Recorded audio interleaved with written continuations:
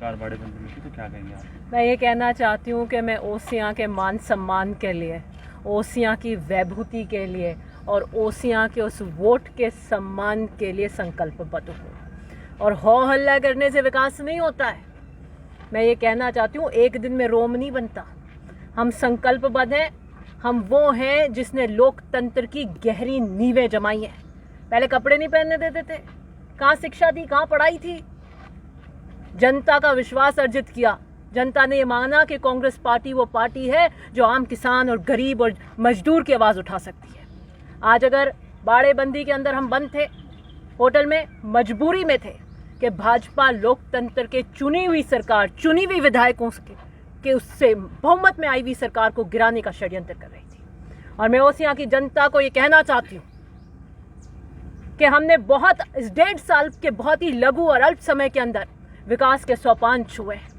30 साल से तिवरी की मांग थी, हमने वो CHC तब्दील कराने का काम किया। ओसियां वो विधानसभा क्षेत्र है जिसके अंदर दूसरी कॉलेज आई है बालिकाओं के लिए। एक विधानसभा क्षेत्र में 2 कॉलेज हैं। और 150 करोड़ की पानी की स्कीम मैं स्वीकृत करा के लेके आई हूं, क्योंकि पेयजल घर घर पहुंचना चाहिए। किसान की क्या मजबूरियां होती हैं, उसके क्या दुख हैं, ये हम जानते हैं, ये समझते हैं आत्मा से। मैं किसान वर्ग से आती हूं और हो हल्ला करने से कोई किसान नहीं बनना। और मैं कहना चाहती हूं, जो आज कल तक दिल्ली की टिकटें मांग रहे थे, जो अपने आप को दिल्ली निवासी बताने लग गए थे, जो ये कह रहे थे कि हम तो सिर्फ 5 साल के लिए ओसियां में गए थे, बाकी हम तो 20 साल से दिल्ली निवासी हैं, आज उनको यकायक ये पता लगा कि ओसियां की जनता की चुनी हुई विधायक अगले 20 दिन तक नहीं आएगी, तो बिल में से सब निकलने लगे। मैं आई हूं और ओसियां के विकास की गति को बढ़ाती रहूंगी, ये कहना चाहती हूं। और जो आपकी कोई उपलब्धि है तो गिनाइए। 5 साल में आपने क्या किया, गिनाइए। आपने मेरे पिता के अधूरे कामों को पूरा कराया। पानी के लिए कोई नई स्कीम लाई है तो बताइए। जितनी आप 5 साल में ट्यूबवेल नहीं लेके आए, मैं 1.5 साल में लेकर आ गई। कितने GSS हमने नए बनवा दिए। 75 GSS हमने पिछले कार्यकाल में बनवाए थे, और उससे कहीं ज्यादा GSS, कितने ज्यादा GSS हमने अल्प समय में बनवा दिए। चाहे बिजली का क्षेत्र हो, चाहे शिक्षा का क्षेत्र हो, चाहे स्वास्थ्य। और स्वास्थ्य तो अभी सबसे महत्वपूर्ण है।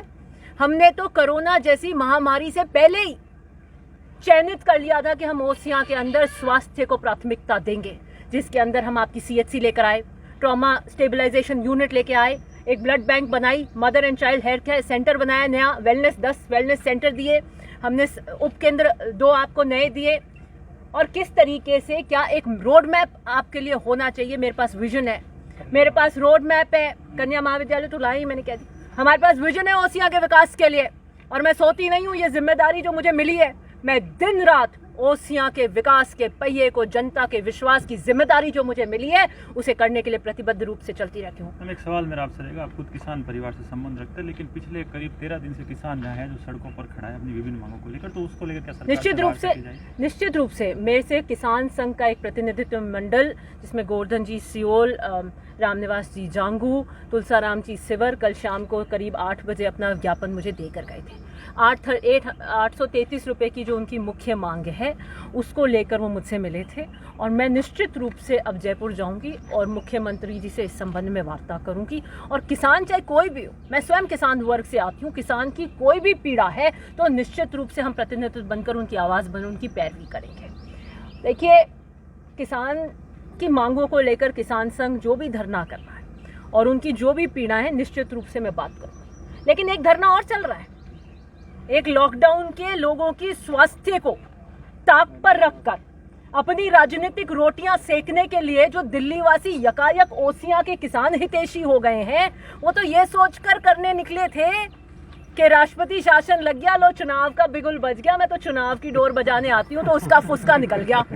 हमने 30 दिन होटल में बैठकर उनके पैरेलल चुनाव प्रचार का पंचर तो निकाल ही दिया, और हमें सारे पंचर निकालने आते हैं लोकतंत्र के अंदर। आपके जो विपक्षी पार्टी के नेता है, चाहे वो विधानसभा की बात है, वो लगातार इन दिनों जो कोरोना महामारी चली, लेकिन उसके बावजूद भी बड़ी बड़ी जनसभाएं कर रहे हैं। वो आरोप भी लगा रहे कहीं ना कहीं ये जो सत्ता है, सत्ता पक्ष, वो कहीं ना कहीं हमारे ऊपर षड्यंत्र कर इस प्रकार की जो नोटिस जारी करवा रही है। और वो ये भी कह रहा है कि जब विधायक थे वो होटल में बंद थे, उसके बावजूद वहाँ क्या कोरोना का डर नहीं था। इस पर आप क्या कहेंगे? मैं ये कहती हूँ कि जब हम होटल में बंद थे तो एक कमरे में एक ही विधायक था। इस तरीके से नहीं था। बाकायदा हमारी टेस्टिंग होती थी निरंतर, बाकायदा सारे प्रोटोकॉल्स होटल में मेंटेन थे, मास्क थे। जिस तरीके का भी षड्यंत्र भाजपा ने किया था उसकी हवा निकल गई, इसलिए अब आपको बातें आ रही हैं। हम 102 की बहुमत के साथ में आप कांग्रेस की चुनी हुई सरकार जो 5 साल राज करेगी उसे मोदी और शाह की जोड़ी गिराना चाहती थी। औंधे मुंह देकर हम बड़े सशक्त होकर उभरे। जो आपके नोटिस इशू हुए हैं मेरे संज्ञान में आया है, कोई भी चीज़ जो कानून से ऊपर की जाएगी, कानून अपना काम करता है। अगर मैं करूंगी, मैं तोड़ूंगी तो निश्चित रूप से वही प्रशासन मुझे भी देगा। इसके अंदर किसी का हस्तक्षेप और दबाव नहीं है। अगर आप फिर भी ओसियां की जनता की हितैषी होने की बात करते हैं, उनके स्वास्थ्यों को ताक पर रखकर इस तरीके की आप करना चाहते हैं, तो आप देख सकते हैं कि आपकी क्या कार्यशैली। मैं उस पर ज़्यादा कुछ नहीं कहना चाहूँगी, लेकिन मैं इतना ही कहती हूँ कि घड़ियाली आंसू बहाने से और हो हल्ला करने से विकास नहीं होता। पहले तो आप अपनी उपलब्धियाँ बताइए। मैंने तो ये तय किया है, मेरा संकल्प था कि ओसियां के अंदर भ्रष्टाचार मुक्त शासन दूंगी। तो कह सकते हैं कि नए जोश के साथ वापस आपने जो बाड़ेबंदी जो गहलोत सरकार ने वापसी की है, तो उसका असर कहीं ना कहीं इस क्षेत्र में भी देखने को मिलेगा। नहीं, आपको मेरे जोश में पहले कभी कोई शंका थी क्या? मैं युवाओं के जोश पर, बुजुर्गों के अनुभव के साथ, कांग्रेस पार्टी के नीतियों कार्यक्रमों के साथ में ये कहना चाहती हूँ कि जो विश्वास ओसियां की जनता के अंदर, मेरे अंदर 3 पीढ़ियों से रहा है। भाई हम तो 3 पीढ़ियों से 52 से लेकर आते हैं। आप तो मुझे विरासत की राजनीति की तोहमत लगाते हैं। हम तो कभी दिल्ली वासी नहीं बने।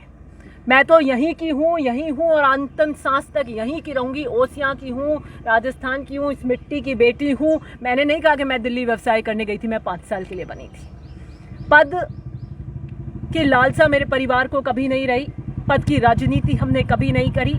किसान परिवार से आती हूँ, ओसियां की जनता से मेरा एक पारिवारिक रिश्ता है और निश्चित रूप से मेरे दादाजी ने ये कहा था कि चलते रहो और आखिरी सांस तक हम इस किसान के हितैषी हैं और इन किसान की आवाज़ बनने के लिए चलते रहेंगे। नया कारवा बनाएंगे वापस नए सूरज के साथ। देखिए आप हमारा कारवा, आप देखना। Thank you.